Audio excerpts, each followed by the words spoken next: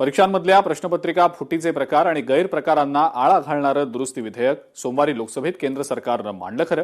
मात्र पंतप्रधान मोदी आणि केंद्रीय गृहमंत्री अमित शहांनी सभागृहात येऊन या मोर्चा दरम्यानच्या झालेल्या पोलिसी अत्याचारावर स्पष्टीकरण देण्याची मागणी विरोधकांनी केल्यानं दिवसभर कामकाज होऊ दिलेलं नव्हतं.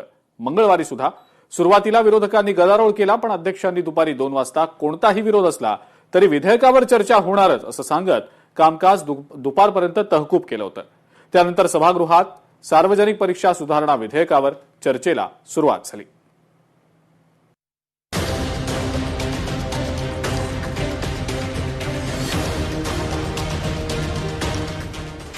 संसदेच्या दोन्ही सभागृहात अमित शहा लक्ष. बॅलेट गन AK-47 वरून विरोधकांचा केंद्रावर हल्लाबोल. लोकसभा अध्यक्षांच्या इशाऱ्यानंतर विधेयकावर चर्चा सुरू.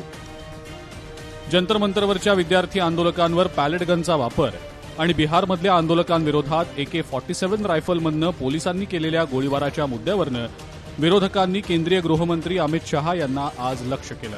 विद्यार्थ्यांवर झालेल्या गोळीबाराची चौकशी करून केंद्रीय गृहमंत्री अमित शहांनी सभागृहात स्पष्टीकरण द्यावं अशी जोरदार मागणी विरोधकांनी लावून धरली होती.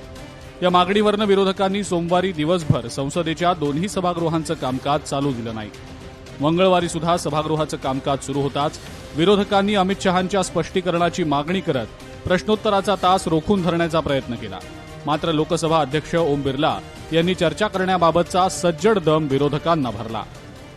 संसदीय कार्य मंत्री जी, आप बैठकर आपस में चर्चा कर लेना. मैंने आप सुनिए ना, ऐसे नहीं होता है. मैंने व्यवस्था 6 घंटे की दी थी.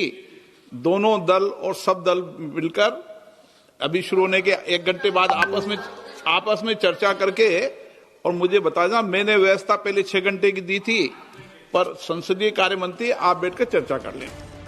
पोलीस कारवाईबाबत केंद्रीय गृहमंत्री अमित शहांनी सभागृहात स्पष्टीकरण द्यावं अशी मागणी राज्यसभेत मल्लिकार्जुन खरगेंनी केली.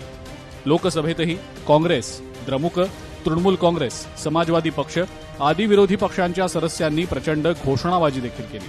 त्यामुळे लोकसभेत 3दा तर राज्यसभेत 4 वेळेला कामकाज तहकूब झालं.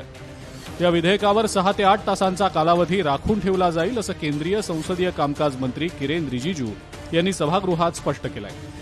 सरकार 10 तास चर्चा करण्यासाठी तयार असल्याचं सुद्धा रिजिजू यांनी सांगितलं. मात्र विरोधकांनी रिजिजूंच्या म्हणण्याकडे लक्षच दिलं नाही. मोदी आणि शहांनी सभागृहात येण्याची मागणी विरोधकांनी लावून धरली. तीच मागणी त्यांनी मंगळवारी सुद्धा लावून धरली. मात्र सरकारच्या आग्रही भूमिकेमुळे या विधेयकावर लोकसभेत चर्चा सुरू झाली. वेणुगोपाल जी, अगर आप 2 घंटा एक्स्ट्रा चाहिए, सरकार कोई आपत्ति नहीं रखता है. एक बार मिलकर के तय कर लेंगे. अभी स्पीकर साहब ने कह दिया, हम और 1 घंटा बढ़ाने में हमारे कोई आपत्ति नहीं है सरकार. इसलिए मैंने क्रमवार बोला. पहले आपने 6 घंटे बोला, फिर बाद में 8 घंटे बोला. 8 घंटे के बाद भी और भी समय चाहिए तो हम 10 घंटे के लिए तैयार हैं. नीट प्रश्नपत्रिका फुटी प्रकरणी आंदोलनकर्ते आणि आयोजकांविरोधात दाखल करण्यात आलेले फौजदारी गुन्हे मागे घेण्याची हमी केंद्र सरकारनं सीजेपीच्या पदाधिकाऱ्यांना दिलेली होती. सरकारनं दिलेली हमी केवळ कागदोपत्री असल्याचं सांगत रोहित पवारांनी महाराष्ट्रातल्या मुलांवर कारवाई संदर्भात नोटीस बजावली गेल्याचं सांगत केंद्र सरकारवर हल्लाबोल केलाय. आसाम में नोटिफिकेशन आता है, बिहार में नोटिफिकेशन आता है कि बच्चों के ऊपर जो FIR किए गए वो हम पीछे लेंगे. तो महाराष्ट्र ने अभी तक नोटिफिकेशन क्यों नहीं निकाला? मुंबई में सिर्फ एक सिटी में 1500 भी ज्यादा बच्चों के ऊपर वहां पे कार्रवाई हुई है. तो सीपी को हम विनती करेंगे, आज कल डीजी को की थी कि कृपा करके बच्चों को पुलिस स्टेशन मत बुलाइएगा. उनको फोन किए जाते हैं, उनका लोकेशन लिया जाता है, और अगर FIR होगा तो पासपोर्ट के लिए दिक्कत आ सकती है, एजुकेशन के लिए दिक्कत आ सकती है. मंगळवारी संसदेत सार्वजनिक परीक्षा सुधारणा विधेयकावर चर्चा सुरू झाल्यावर महाराष्ट्राचे मुख्यमंत्री देवेंद्र फडणवीस यांनी आंदोलन काळात दाखल झालेले सर्व गुन्हे मागे घेण्याचे आदेश गृह विभागाला देत विरोधकांच्या आरोपांमधली हवाच काढून घेतली. संसदेतही चर्चा सुरू झाल्यावर विरोधकांचा अमित शहा विरोधी सूर मावळल्याचं चित्र स्पष्ट झालंय. ब्युरो रिपोर्ट, लोकशाही मराठी.